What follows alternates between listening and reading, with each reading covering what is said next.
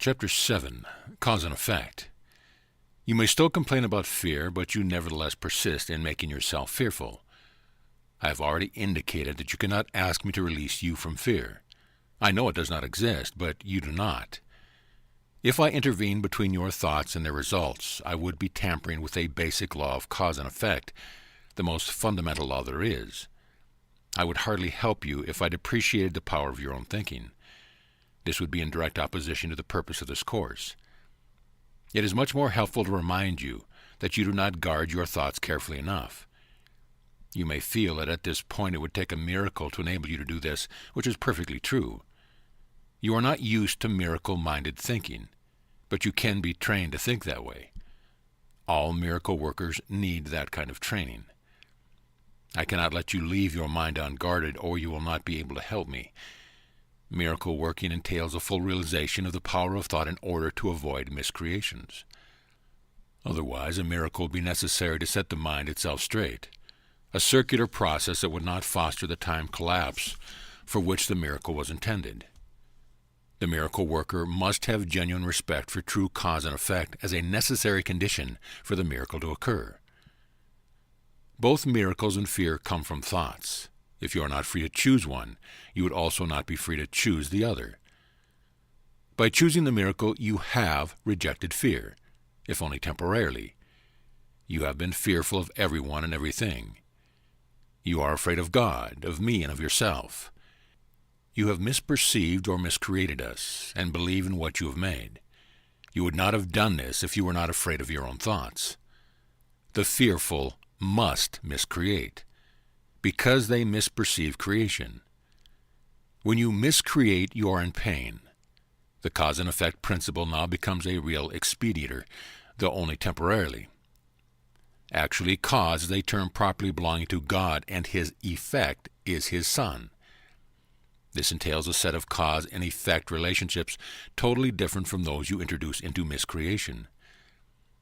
The fundamental conflict in this world, then, is between creation and miscreation. All fear is implicit in the second, and all love in the first. The conflict is therefore one between love and fear. It has already been said that you believe you cannot control fear because you yourself made it, and your belief in it seems to render it out of your control. Yet any attempt to resolve the error through attempting the mastery of fear is useless. In fact, it asserts the power of fear by the very assumption that it need be mastered. The true resolution rests entirely on mastery through love.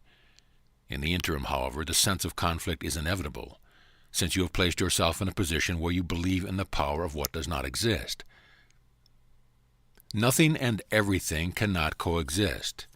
To believe in one is to deny the other. Fear is really nothing, and love is everything. Whenever light enters darkness, the darkness is abolished. What you believe is true for you.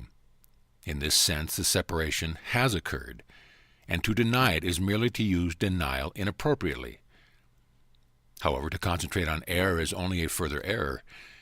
The initial corrective procedure is to recognize temporarily that there is a problem, but only as an indication that immediate correction is needed.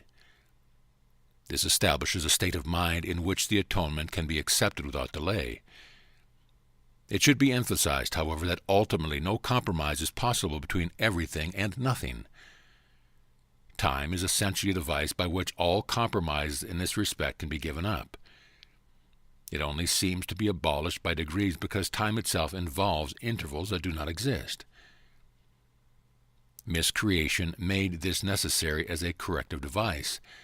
The statement, "For God so loved the world that he gave his only begotten Son, that whosoever believeth in him should not perish but have everlasting life," needs only one slight correction to be meaningful in this context.